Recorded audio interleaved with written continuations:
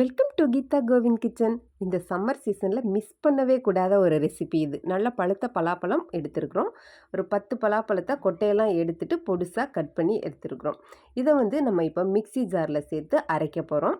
நல்லா நைஸாக அரைக்க தேவையில்லை, கடிப்படுற மாதிரி கொஞ்சம் அங்கங்கே பீசஸ் இருந்தாலும் நல்லாயிருக்கும். இதை மிக்ஸி ஜாரில் சேர்த்து நல்லா அடித்து எடுத்துக்கலாம். இப்போது நல்லா அடித்து எடுத்தாச்சு. பார்த்திங்கன்னா தெரியும். இதை நம்ம பச்சரிசி மாவு கூட மிக்ஸ் பண்ண போகிறோம். வறுத்த பச்சரிசி மாவை எடுத்துக்கோங்க, அப்போ தான் நல்லா சாஃப்டாக இருக்கும். நான் 1 கப் அளவுக்கு வறுத்த பச்சரிசி மாவு எடுத்துருக்கிறேன்.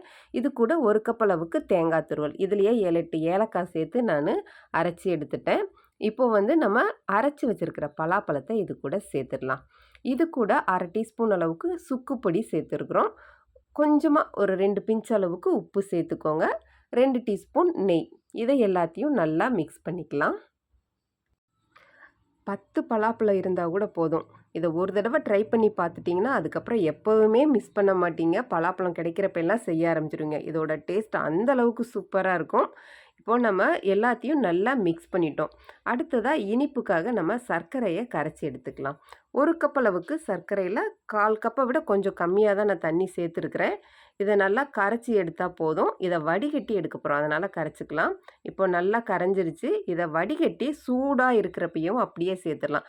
சூட்டோடு நம்ம சேர்க்குறப்ப நல்லா சாஃப்டாக சூப்பராக வரும். அதனால் நல்லா ஃபில்ட்ரு பண்ணிவிட்டு இதை நம்ம மிக்ஸ் பண்ணிக்கலாம்.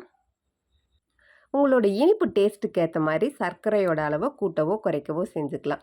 ஏன்னா பலாப்பழம் சிலது நல்ல இனிப்பாக இருக்கும், சிலது கொஞ்சம் இனிப்பு கம்மியாக இருக்கும். அதுக்கேற்ற மாதிரி நீங்கள் அட்ஜஸ்ட் பண்ணி சேர்த்துக்கோங்க. இப்போ பார்த்தீங்கன்னா மாவு கொஞ்சம் லூஸாக இருக்கிற மாதிரி இருக்குது. அதனால் இது கூட வறுத்த பச்சரிசி மாவு திரும்பவும் ஒரு 1/4 கப் அளவுக்கு சேர்த்துருக்குறோம். பலாப்பழத்தை நம்ம அரைச்சி சேர்க்குறப்ப அதோட தன்மையை பொறுத்து மாவு கொஞ்சம் இப்படி இந்த மாதிரி லூஸாக வரும். அது ஒன்றும் பிரச்சனை இல்லை. நம்ம 1/4 கப் அளவுக்கு மாவு சேர்த்துருக்குறோம். இதுக்கு 1 கப் சர்க்கரையும் கரெக்டான இனிப்பாக இருந்தது. உங்களோட டேஸ்ட்டுக்கு ஏற்ற மாதிரி நீங்கள் ஒரு தடவை செஞ்சு பார்த்துட்டு அட்ஜஸ்ட் பண்ணிக்கோங்க. இந்த கன்சிஸ்டன்சி கரெக்டாக இருக்கும். இப்படி இருந்தால் தான் நல்லா சாஃப்டாக சூப்பராக வரும். இப்போ மாவு ரெடி ஆகிடுச்சு. இதை நம்ம ஒரு வாழை இலையில் வச்சு நல்லா ஸ்ப்ரெட் பண்ணிவிட்டு வேக வச்சு எடுக்க போகிறோம். வாழை இலையில் நல்லா கழுவிட்டு இதை கொஞ்சமாக மாவு வச்சுட்டு பாதியாக மூடி நல்லா ப்ரெஸ் பண்ணி கொடுத்துக்கோங்க. லைட்டாக இந்த மாதிரி அழுத்தம் கொடுத்தா போதும், நல்லா ஸ்ப்ரெட் ஆகிடும். வாழை இலை கிளியாமல் இருக்கிறதுக்கு லைட்டாக நம்ம சூடு பண்ணிட்டா போதும், கிளியாது. இந்த இலை நல்லா இருந்ததுனால நான் சூடு பண்ணலை. வேணும்னா நான் இலை அடை வீடியோ போட்டிருக்கிறேன், அதில் அது காமிச்சிருப்பேன். வேணும்னா அந்த லிங்க் தரேன், செக் பண்ணி பார்த்துக்கோங்க. பாருங்கள், நல்லா ஸ்ப்ரெட் பண்ணியாச்சு. இதே மாதிரி எல்லா இலையிலையும் இந்த மாதிரி நான் ஸ்ப்ரெட் பண்ணி எடுத்து வச்சுட்டேன். இப்போது இட்லி பாத்திரத்தில் தண்ணி ஊற்றி அதுக்கு மேலே தட்டு வச்சுட்டு நம்ம இந்த ரெடி பண்ணி வச்சுருக்கிற இலை அடையை மேலே வச்சு 15 நிமிஷம் வேக வச்சு எடுக்க போகிறோம்.